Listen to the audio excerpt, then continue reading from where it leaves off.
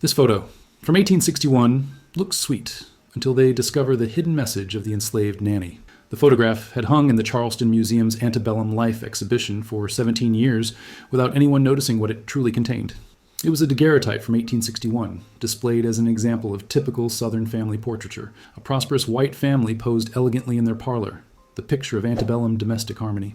In the foreground sat James Whitfield, a distinguished-looking man in his mid-30s, wearing a dark suit with a gold watch chain visible across his vest.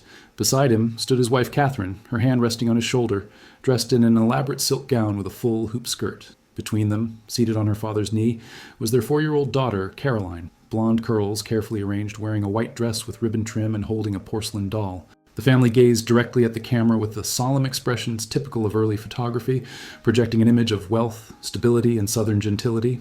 It seemed like countless other family portraits from that era, a frozen moment of prosperity and pride. But in the background, slightly out of focus and standing to the left, was a black woman identified in the museum's records simply as household servant, name unknown. She wore plain dark dress and white head wrap, standing at a respectful distance behind the family, as was customary for enslaved domestic workers in formal portraits. Her presence was meant to be decorative, a subtle display of the family's wealth, another possession, like the expensive furniture visible in the frame. Dr. Elena Martinez, a newly appointed curator specializing in material culture and hidden histories, was conducting a comprehensive inventory of the museum's collection in February 2024 when she paused at this photograph. Something about the woman in the background caught her attention. The way she stood, the position of her hands, the expression on her face. She removed the daguerreotype from its display case and brought it to the conservation laboratory for closer examination. Under magnification, focusing on the background figure, she noticed something extraordinary. The woman's hands weren't simply hanging at her sides, they were positioned deliberately, forming specific configurations that looked intentional, almost ritualistic.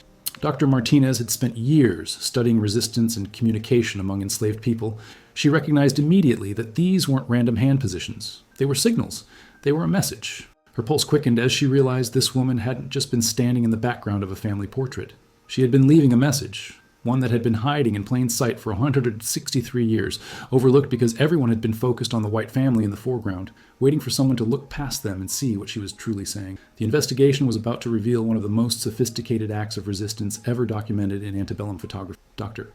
Martinez spent the next 3 days working with Michael Rodriguez, a digital restoration specialist, to enhance every detail of the background figure. The daguerreotype's depth of field had left her slightly out of focus, a deliberate photographic choice that kept servants visually subordinate to their enslavers. But modern technology could recover remarkable detail.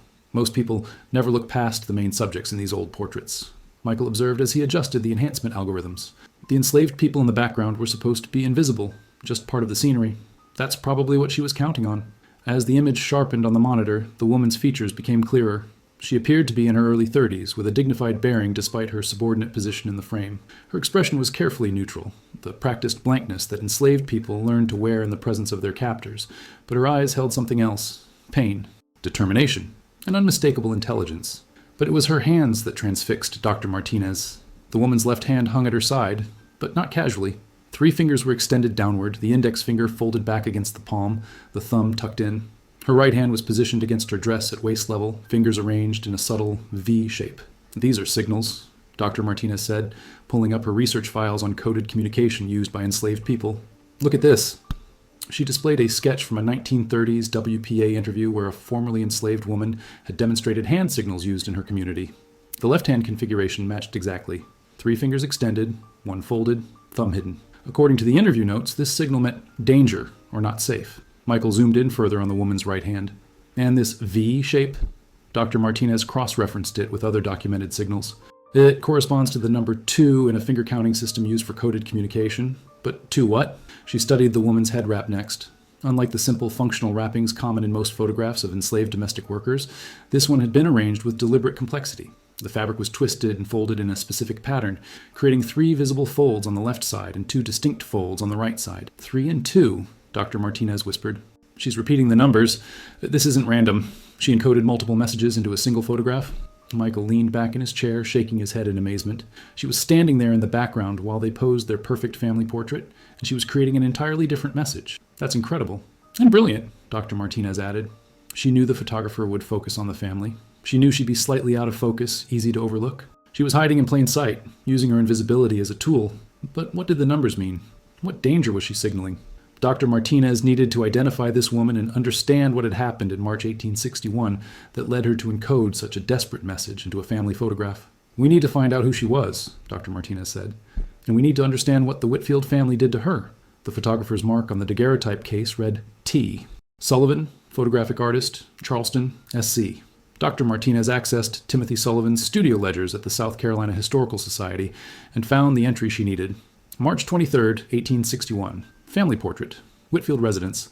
Subjects: Mr. James Whitfield, Mrs. Catherine Whitfield, Miss Caroline Whitfield, age 4. Fee, $15. Client notes: full family portrait, formal composition. Household servant to be included in background per client request to demonstrate proper domestic arrangement. Demonstrate proper domestic arrangement? Dr. Martinez repeated bitterly. The enslaved woman had been included, not as a person, but as a prop, a status symbol proving the Whitfield's wealth. She requested the Whitfield family papers from the South Carolina Historical Society.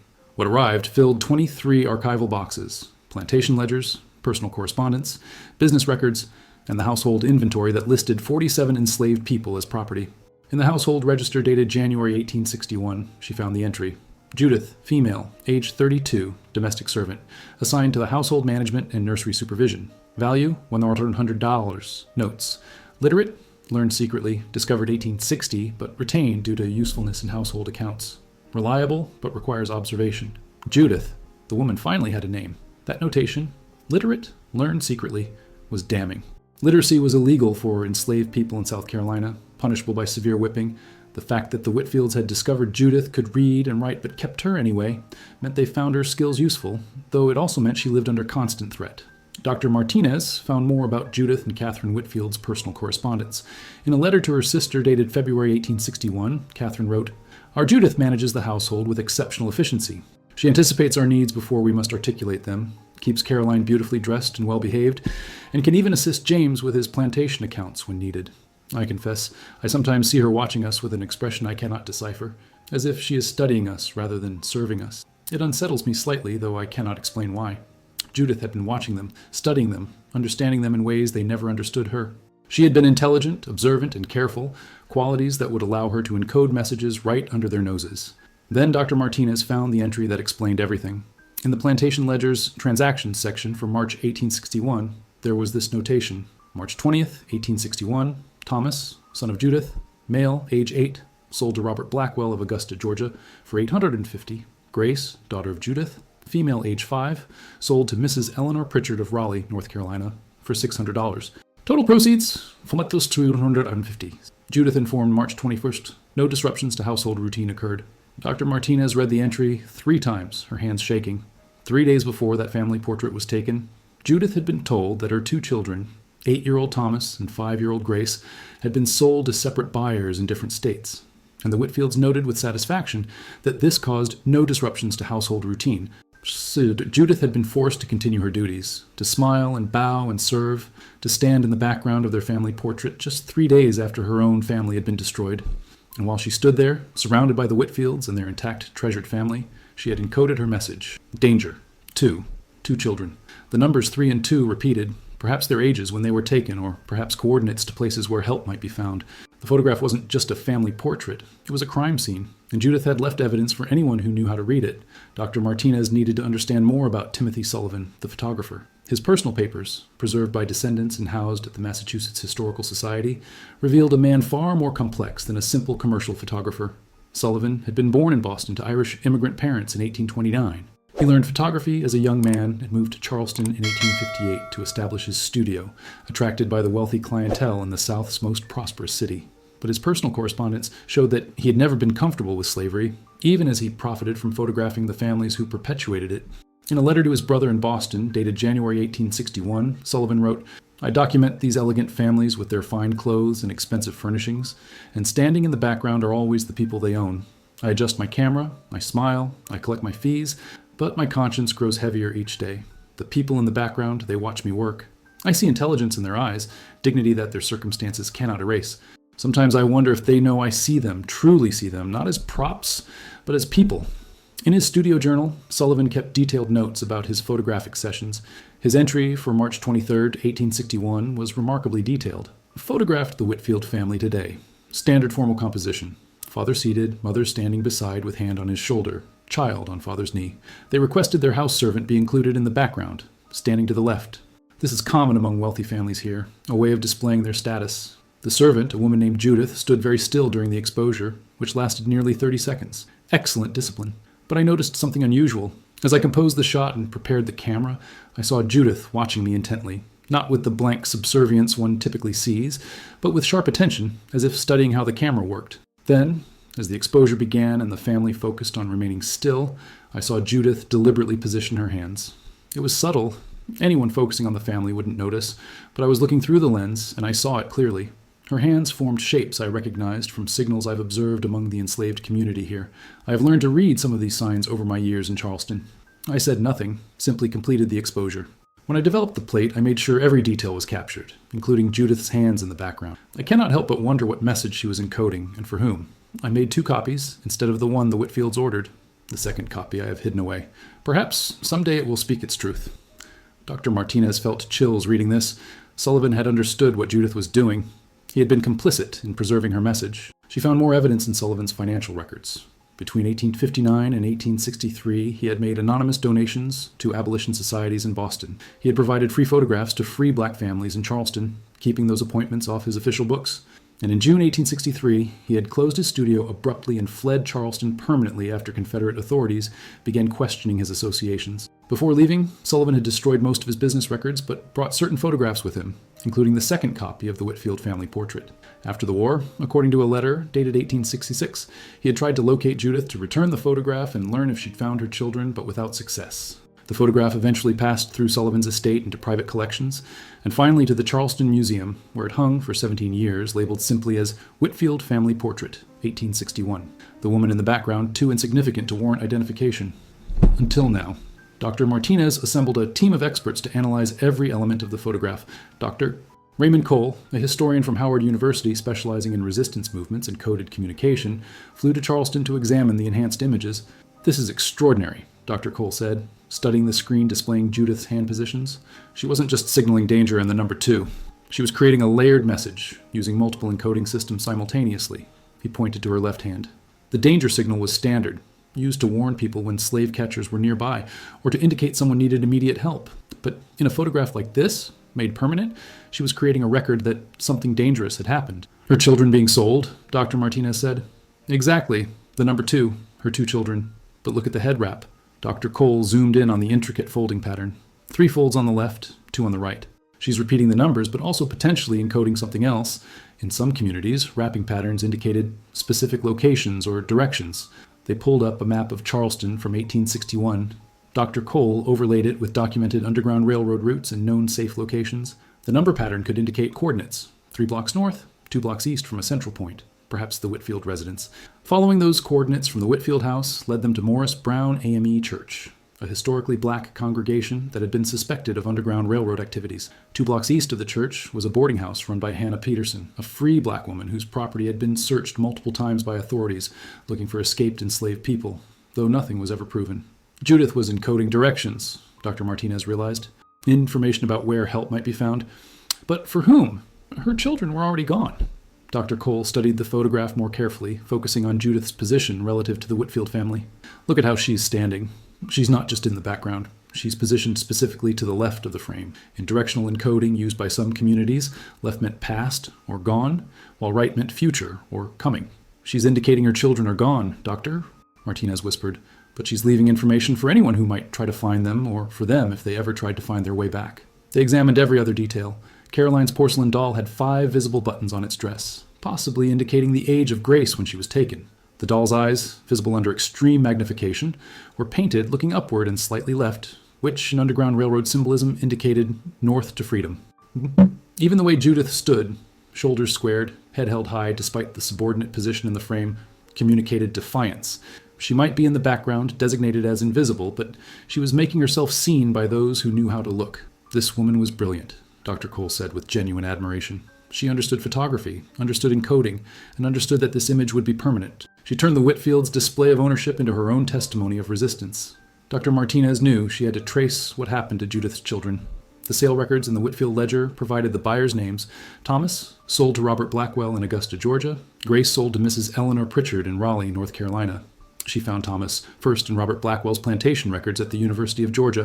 The 1861 slave inventory listed Thomas, male, age 8, purchased March 1861 from J. Whitfield, Charleston for $850. Assigned to field training under overseer Davidson. Small for age, but learns quickly. 8 years old, assigned to field labor.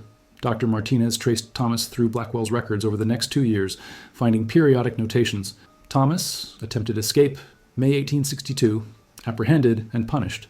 He had tried to run, tried to get back to his mother or sister. Grace's trail was more difficult. Mrs. Pritchard had died in 1863, and her estate records showed one Negro girl, Grace, age 7, sold at auction for $425 to a buyer whose name was barely legible in the documents. But Dr. Martinez found hope in the Freedmen's Bureau records. In October 1865, just months after the war ended, there was an entry. Judith, formerly property of J. Whitfield Estate, Charleston, seeks information regarding son Thomas, approximately 12 years old, and daughter Grace, approximately 9 years old. Children sold separately, March 1861, to parties in Georgia and North Carolina. Mother wishes to reunite family. Any information to be directed to this office. Judith had survived the war, and her first action as a free woman was to search for her children. Dr. Martinez found 14 more entries for Judith between 1865 and 1868, each one a plea for information. The Freedmen's Bureau agents had tried to help, sending inquiries across the South, but the war had destroyed so many records, and millions of formerly enslaved people were on the move. Then, in June 1866, possible match found for Thomas. Young man, age approximately 13, working near Augusta, Georgia, identifies himself as Thomas, son of Judith, originally from Charleston. Bureau agent to investigate. The follow-up report, filed 3 weeks later, was brief but profound. Confirmed identity. Thomas, son of Judith, formerly enslaved by Whitfield family. Young man shows signs of harsh treatment but in good health. Reunion arranged with mother who traveled from Charleston. Reunion occurred June 28, 1866, at this office. Extraordinarily emotional. They had found each other. Grace's search took longer. It wasn't until September 1867 that Dr. Martinez found the crucial entry. Young girl, approximately 11 years old, located working as domestic servant outside Raleigh. Girl remembered mother's name as Judith, recalled being taken from Charleston as small child. Through inquiry and assistance from local church, identified as Grace, daughter of Judith. Mother and son traveled from Charleston upon receiving telegram. Reunion occurred today. After initial hesitation, girl recognized mother when Judith sang particular lullaby. Emotional reunion. Family reunited after 6 years of separation. The family was whole again. Dr. Martinez traced the reunited family through post-war records. The 1870 census showed them living in Charleston. Judith Freeman, surname chosen, age 41, seamstress. Thomas Freeman, age 17, carpenter. Grace Freeman, age 14, student.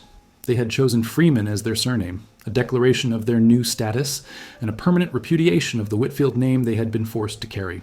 Church records from First African Baptist Church in Charleston's historic Jackson Ward neighborhood provided more details. Judith had become deeply involved in the community, using her literacy to help other formerly enslaved people navigate legal documents, contracts, and correspondence. She worked with the Freedmen's Bureau, assisting dozens of families in their searches for lost relatives. Dr. Martinez found a remarkable document in the church archives, a journal kept by Reverend Samuel Wright, who had known Judith well. His entry from August 14, 1868, exactly 7 years after Judith's children had been sold, read, "Sister Judith spoke to the congregation today about her journey. She described the day her children were taken from her, how she was forced to continue serving the family that had destroyed hers, how she stood in the background of their portrait just days later while her heart was shattered. She told us she used her hands to encode a message in that photograph, knowing it might never be seen but needing to leave some testament that her children existed, that they mattered. She said she learned then that even in our invisibility, we have power. Even in our silence, we can speak. She encouraged all who have lost family to never stop searching, never stop hoping. Her testimony moved many to tears, myself included." Dr. Martinez found more evidence of Judith's activism in Freedmen's Bureau reports. An agent named Daniel Pierce, who worked in Charleston from 1865 to 1869, wrote extensively about her contributions. "Judith Freeman has been invaluable to our efforts. Her literacy and intelligence, combined with her deep understanding of the systems that separated families, make her uniquely qualified to assist in reunion efforts. She has personally helped reunite more than 40 families, and her dedication inspires all who meet her." Thomas became a skilled carpenter, married in 1872, and had 4 children. Grace, after receiving education through Freedmen's Bureau schools, became a teacher herself, eventually running a small school for black children in Charleston. Judith lived until 1921, passing away at age 90. Her obituary in Charleston's black newspaper described her as a pillar of the community, a woman who survived slavery's cruelest separations and dedicated her freedom to helping others find what she had lost and reclaimed. In Timothy Sullivan's papers, Dr. Martinez found something unexpected, a second photograph of Judith, taken in 1869. Sullivan had returned to Charleston briefly that year, and according to his journal, he had sought out Judith specifically. I remembered the woman from the Whitfield portrait, the one who had encoded messages with her hands. I wondered if she had survived the war, if she had found her children. Through inquiries at the Freedmen's Bureau, I located her. The 1869 photograph showed Judith standing alone, no longer in the background. She wore a simple but dignified dress, her head wrap tied in a different style, functional rather than encoded.